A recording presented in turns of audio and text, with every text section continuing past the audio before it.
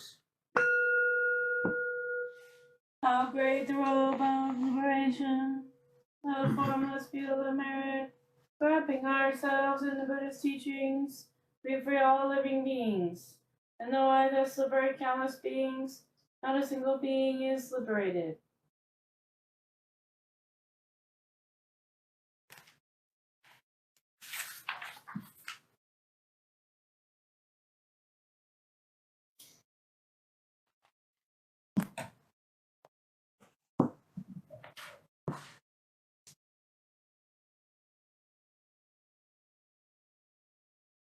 Incense chant.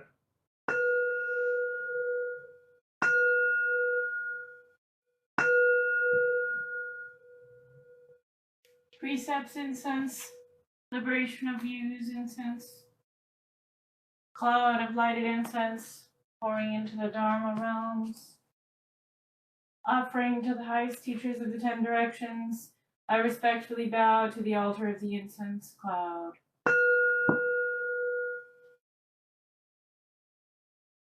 Bodhisattva.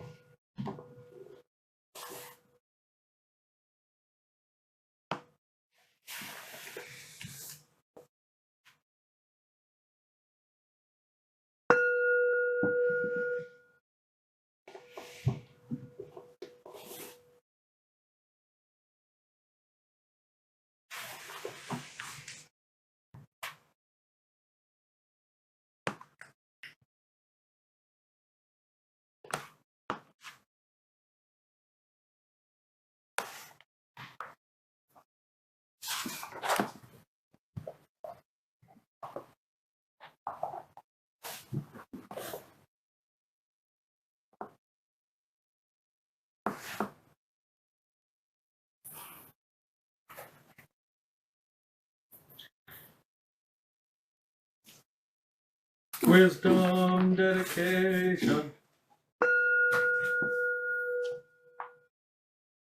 We dedicate this time and place to the 3 jewels. To the Buddha, the ideal of enlightenment to which we aspire. To the Dharma, the path of the teaching that we follow. To the Sangha, the spiritual fellowship with one another that we enjoy. Here may no idle word be spoken. Here may no unquiet thoughts disturb our minds.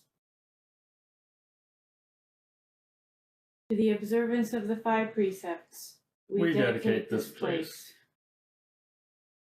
To the practice of meditation, we dedicate this place. To the ripening of wisdom, we dedicate this place. To the joy of awakening, we dedicate this place. Though in the world outside there is strife, here may there be peace. Though in the world outside there is hate, here may there be joy. Here seated, here practicing. May our minds become Buddha. May our thoughts become Dharma. May our speech together become Sangha. For the happiness of all beings, for the benefit of all beings. With body, speech, and mind, we dedicate this place.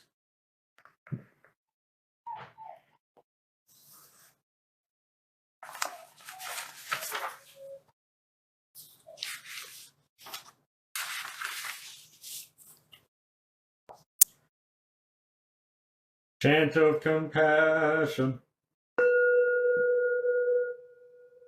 We surround all forms of life with infinite love and compassion. Especially do we send out compassionate thoughts to those in suffering and sorrow, to those in doubt and ignorance, to all who are striving to attain truth, and to those whose feet stand close to the great change called death, we send forth all wisdom, mercy, and love.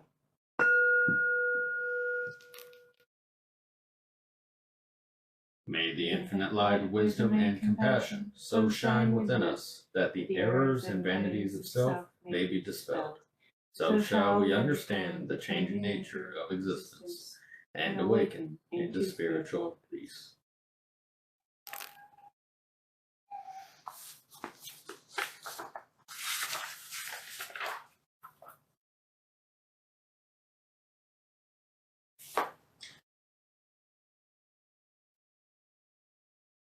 The refuges. I take refuge in the Buddha. I take refuge in the Buddha.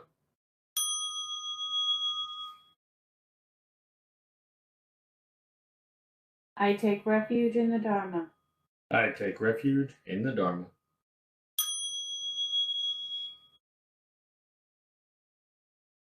I take refuge in the Sangha. I take refuge in the Sangha.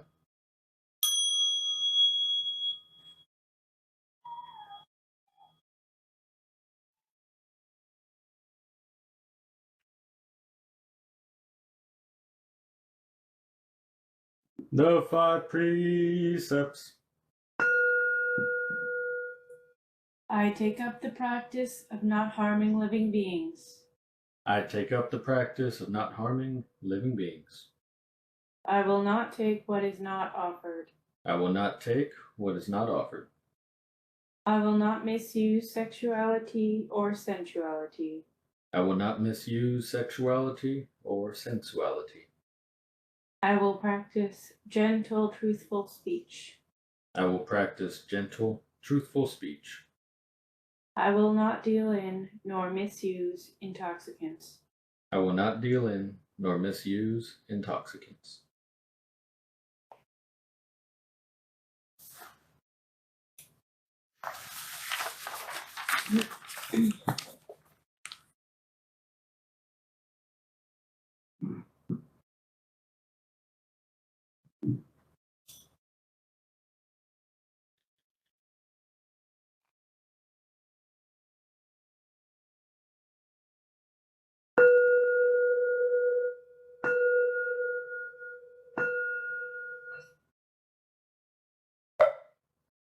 The Buddha Sarangamagata.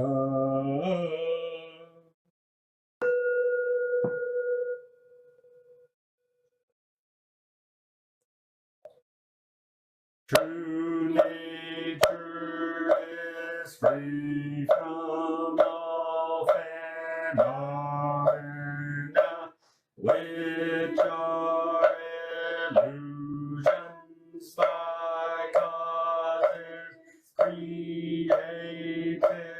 Domina neither rise nor fall, but all phenomena are flowers in the sky. The unreal reveals the real, but both are but illusions, since there is nothing real nor unreal. How can there be a subject and an object? For between the two there is no true nature, like the pond where two rush bundles meet when set upright, tying and untying from the same cause arise, while the saintly and the worldly are not dual.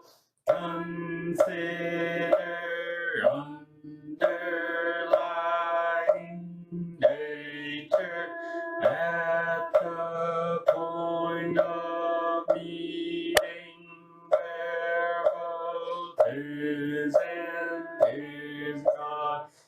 cannot be if you disregard it. You are in delusion. If you awaken to it, you are free at once. 6 knots are untied, one after the other. When 6 are undone, one vanishes as well. Choose a sense organ that is all penetrating to enter the holy stream and attain Bodhi. Old habits flow like torrents in a subtle consciousness, since the real yet unreal can create confusion. I have refrained from revealing it to you. If mind be set on searching for the mind that which at heart is not illusion, becomes illusory. If you stop all grasping, then there is nothing real. If what is not illusion ceases to arise, where can illusion be? This is the profound lotus Dharma, the precious Bodhi of the royal gem, the samadhi of seeing all things as illusion, which in a finger snap leads to the state beyond all study. The unsurpassed doctrine was followed by all Bhagavats in no directions, on the one path that to Nirvana leads.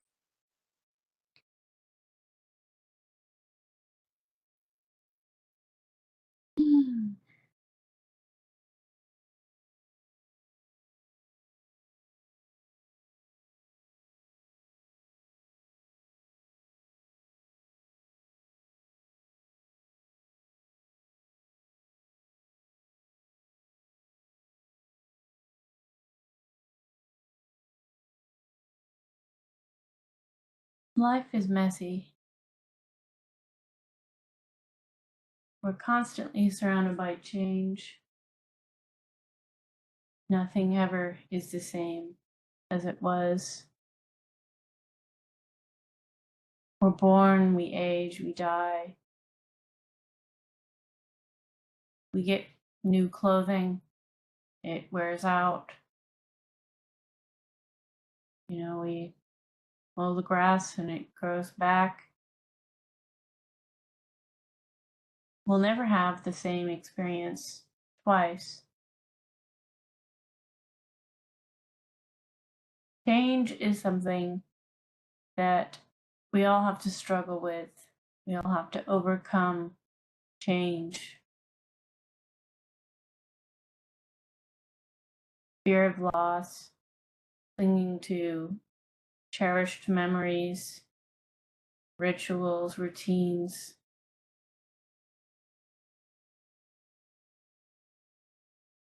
But nothing external ever stays the same.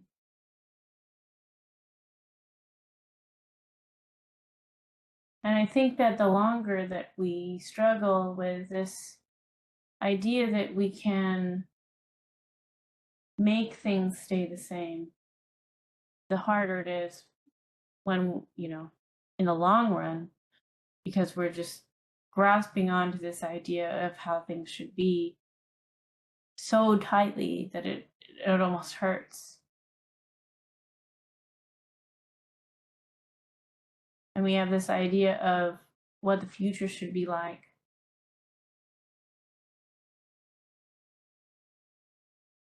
And it's almost like a phantom pain where we're re-experiencing the things that have hurt us in the past, or we're anticipating things that will hurt us in the future. It reminds me of a story I heard a long time ago from Ajahn Brahm, the Theravadan monk that does all of those YouTube Dharma talks. And he talks about a monk that he used to know in Thailand. And in Thailand, this was, I think in the 80s probably. The monks in Thailand, they're impoverished. They take a vow of poverty, and they don't have any dental care. And he knew a monk that needed a tooth pulled. And the reflection was, when he identified my tooth hurts and it needs to be pulled, it really wasn't that painful. And, when he walked to the tool shed, it really wasn't that painful. When he grabbed the pliers, still not much pain. And when he pulled the tooth out, there was a slight increase in pain, but it wasn't unbearable. And it's kind of a story that, for most people would spike their anxiety. Like, no, I don't want to think about pulling a tooth. That's going to hurt. And it kind of shows you that knee-jerk reaction, that gut, sympathetic pain, even though you're not experiencing it, even though you're not pulling out your own tooth. Thinking about it, hearing about it, preparing for it often is painful, and it amplifies the pain. And I think the same can be said for anything that we fear, because honestly, it's a fear. It's a fear of the sensation, the unpleasant sensation. And it's like we're creating this phantom pain. And I think that this can translate to all kinds of different pain, not just physical pain. I mean, a lot of times when we have to deal with grief, that's the way it goes. We're anticipating that loss, and it just makes it painful the entire journey. Like that, even if that person or that being hasn't passed away yet, it's like we're just amplifying that pain because of that fear, because of that anticipation. and it only does damage. It doesn't do any good. I think that there is a place for fear of loss. I think that it has its use in things like vigilance. You know, if we're afraid that our loved ones are not being treated well, then that fear of loss can help us be a tool for ensuring that things are done correctly. But I think that having an expectation that something bad is going to happen or something good is going to happen is where we start to slide into that dangerous zone. I mean, none of us are promised another moment. And I think that, you know, sometimes that's harder to cope with than this long-term grief would be. But it kind of shows you how it's okay to be okay in the face of this impending grief. You know, we shouldn't be sad every moment of every day because of this loss that's inevitably going to come to us.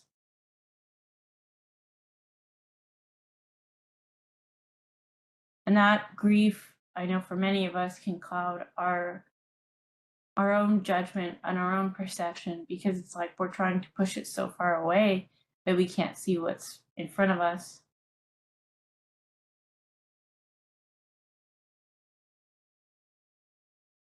And I think that's a really just another use case for our practice.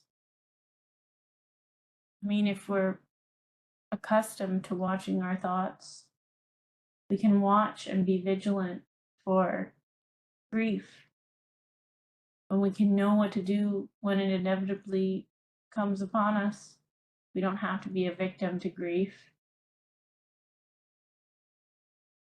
And we can also, you know, be in touch with it enough to empathize with other people. But it doesn't have to be a exaggerated swing from one end of the spectrum to the other. There is no linear path to grief. But I think that meditating, having that supreme Bodhi, knowing that, you know, supreme Bodhi doesn't change, and that's where our well-being comes from, can help ground us.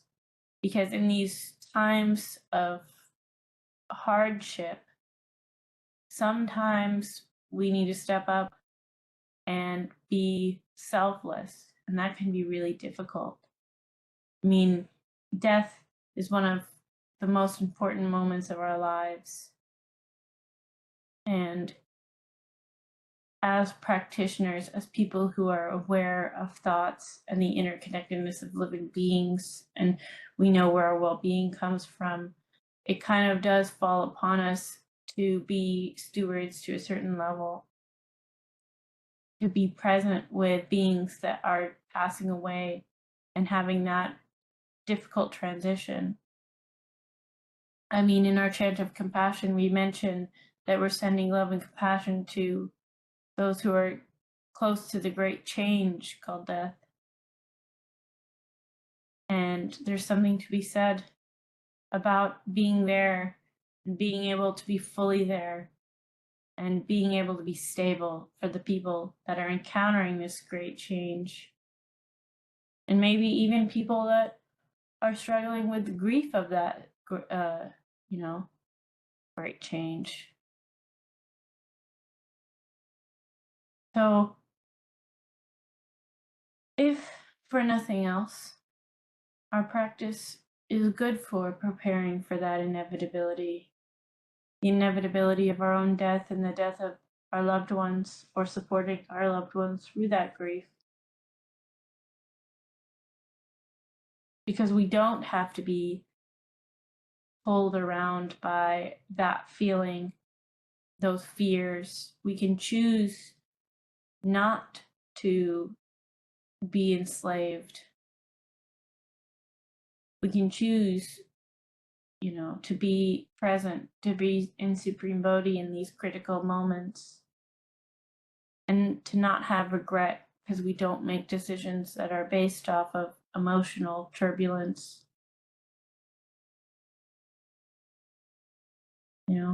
It's okay to be sad, and it's okay to grieve. It's okay to be uncomfortable with change.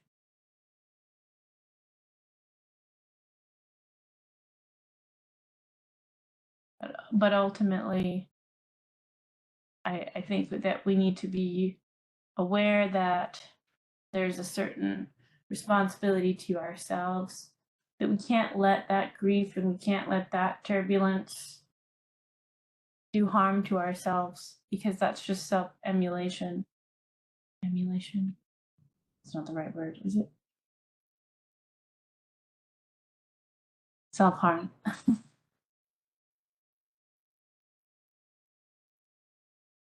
So seems like it's a season of grief coming upon us, as these things tend to happen in groups.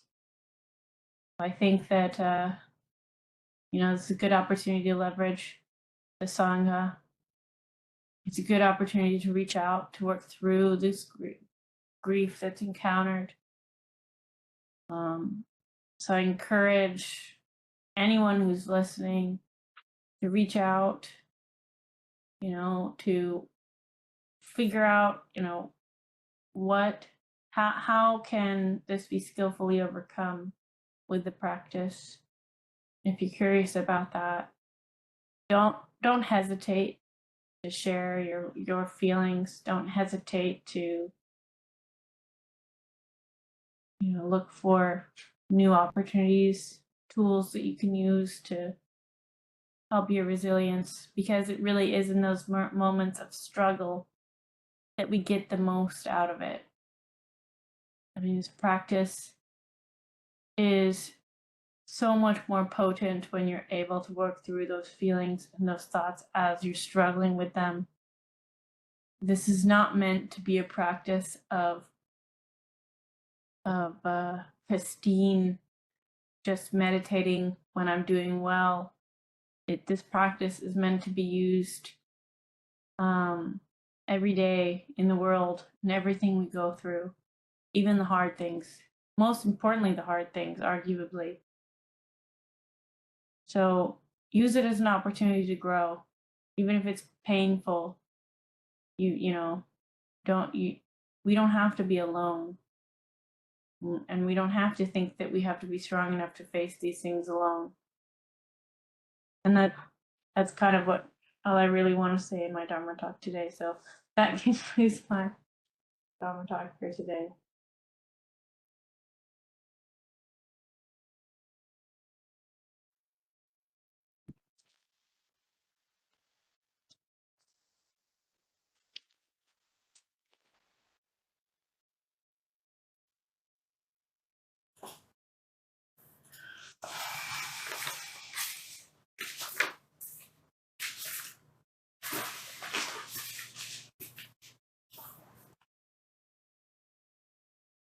Closing Gata. Let me respectfully remind you, life and death are of supreme importance. Time passes swiftly and opportunity is lost. Each of us should strive to awaken. Awaken, take heed, do not squander your life.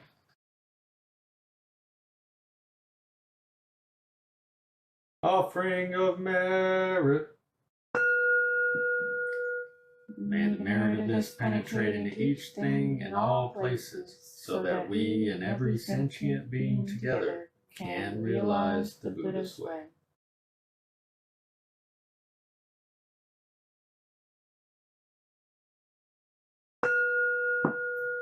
All Buddhas throughout space and time, all Bodhisattvas, Mahasattvas, wisdom beyond wisdom, experience supreme Bodhi. All right. We'll proceed